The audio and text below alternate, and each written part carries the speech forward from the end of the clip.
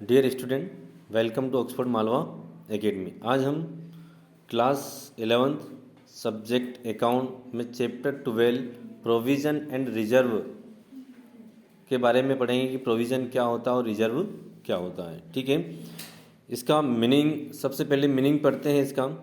ठीक है, प्रोविज़न क्या होता है। ठीक है, देयर आर सर्टेन एक्सपेंसेस और losses in business which are related to the current year but their amount is uncertain। मतलब बिजनेस के अंदर करंट ईयर चालू वर्ष में कुछ एक्सपेंसेस और लॉसेस क्या होते हैं, सर्टेन होते हैं। ठीक है, निश्चित होते हैं कि ये लॉसेस है, ये बिजनेस है, ये निश्चित रूप से होंगे।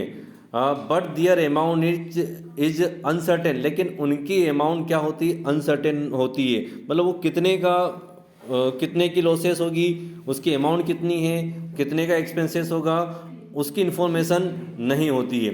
लेकिन ये जरूर निश्चित रहता है कि वो लॉस या बिजनेस जरूर होगा। ठीक है, फॉर एग्जाम्पल इसके अंदर एग्जाम्पल दिया है। For example, a trade regularly sells goods on credit. मतलब बिजनेस के अंदर क्रेडिट सोल्ड रेगुलर होता है।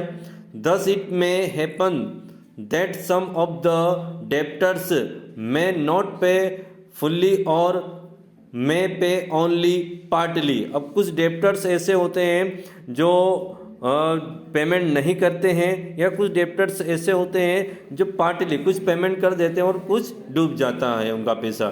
तो उनके लिए पहले से ही प्रोविज़न बना लिया जाता है कि इनका पैसा डूब सकता है। ठीक है, तो इसको प्रोविज़न कहा जाता है। मतलब ये जो प्रोविज़न होता है, इसके अंदर जो एक्सपेंसेस या लॉसेस होती है वो होना निश्चित होता, सर्टेन होता है, लेकिन उनकी अमाउंट अनसर्टेन रहती है ना। जैसे कि इसके अंदर जो है कि किसी को उधार माल बेचा है तो हो सकता है कि वो पूरा पैसा डुबा दे, या फिर उसमें से कुछ पार्टली कुछ पैसा डूब जाए, तो ऐसा रहता है इसके अंदर। ठीक है, तो ये क्या होता है, प्रोविज़न होता है। अब ये किन किन चीज़ों पे हो सकता है, ये provision for bad debts and doubtful debts पर हो सकता है, provision for discount on debtors पर भी हो सकता है।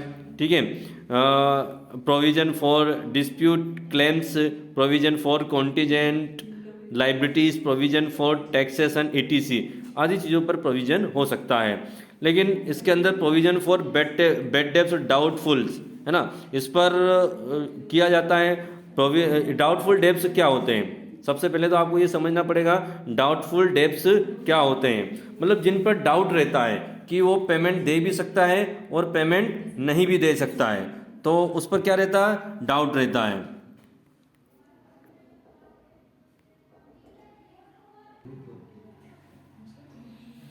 Need objective and importance of provision for doubtful debts. Doubtful debts क्या होता है, मतलब जिनके ऊपर क्या होता है, डाउट होता है। डेप्टर्स तीन प्रकार के होते हैं, एक तो गुड डेब्ट्स होते हैं, और एक बैड डेब्ट्स होते हैं, और एक डाउटफुल डेब्ट्स होते हैं। गुड डेब्ट्स वो होते हैं जो टाइम पर उसका पेमेंट कर देता है, वो गुड डेब्ट्स होते हैं। और बैड डेब्ट्स वो होते हैं जिनका पूरा पेमेंट डूब जाता है। और डाउटफुल डेब्ट्स वो होते हैं कि उनका पेमेंट आ भी सकता है और डूब भी सकता है ना, जा भी सकता है। तो इसको आप समझना, इसके इम्पोर्टेंस क्या है। यदि डाउटफुल डेब्ट्स पर यदि प्रोविज़न बनाया जाता है तो उसके ऑब्जेक्टिव क्या है, उसकी आवश्यकता क्या है। फर्स्ट वाला पॉइंट है इसके अंदर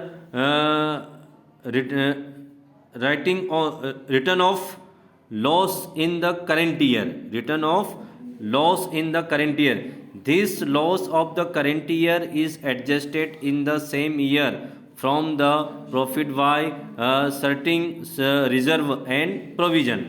मतलब जो करेंट ईयर की जो लॉस रहती है उसको उसका प्रोविजन बनाकर उसको क्या कर दिया जाता है, खत्म कर दिया जाता है। रिजर्व बनाकर उसको समाप्त कर दिया, रिटर्न ऑफ कर दिया जाता है। नेक्स्ट पॉइंट है एक्चुअल पोजीशन ऑफ डेप्टर्स। इससे पता चल जाता है कि बिजनेस के अंदर एक्चुअल जो डेप्टर्स हैं उनकी एक्चुअल पोजीशन क्या है, अर्थात जो डेप्टर्स हैं उनसे कितना पेमेंट आ सकता है, रिसीव्ड हो सकता है। निश्चित अमाउंट की इंफॉर्मेशन मिल जाती है कि इतना पैसा डूब सकता है और इतना पैसा रिसीव्ड हो सकता है। ठीक है, नेक्स्ट पॉइंट है financial securities. Financial securities by making the provision against future uncertainties financial security is assured. मतलब इसमें जो फाइनेंशियल सिक्योरिटी क्या होती है, मिल जाती है, क्योंकि जो प्रोविजन बनाया जाता है वो फ्यूचर की जो अनसर्टेनिटी उसके अगेंस्ट बनाया जाता है, जिससे जो फाइनेंशियल सिक्योरिटी है वो मिल जाती है। नेक्स्ट है true and fair balance sheet. सही एवं स्पष्ट बैलेंस शीट, इससे सही स्पष्ट बैलेंस शीट बनाई जा सकती है।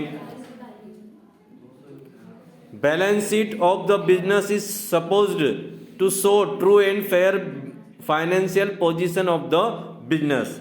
जो बिजनेस की जो बैलेंस शीट होती है वो बिजनेस की real fair, true and fair financial position बताती है। और creation of reserve for doubtful debts reduce the expected loss and thus show the true amount of debtors which are likely to pay. मतलब जो doubtful debts हैं उन पर reserve बनाकर क्या किया जा सकता है, एक true and fair balance sheet बनाई जा सकती है। नेक्स्ट पॉइंट है रिलायबल फाइनेंशियल अकाउंट। मतलब जो फाइनल अकाउंट जिसके अंदर trading account, profit and loss account और बैलेंस शीट बनाई जाती है, तो वो सही जो है कि उससे सही बिजनेस के जो फाइनल अकाउंट है उनकी सही स्थिति पता चल जाती है। विश्वसनीय फाइनल अकाउंट बनाए जा सकते हैं। तो इस प्रकार से आपको ये इसके जो है कि एडवांटेज भी लर्न करने हैं।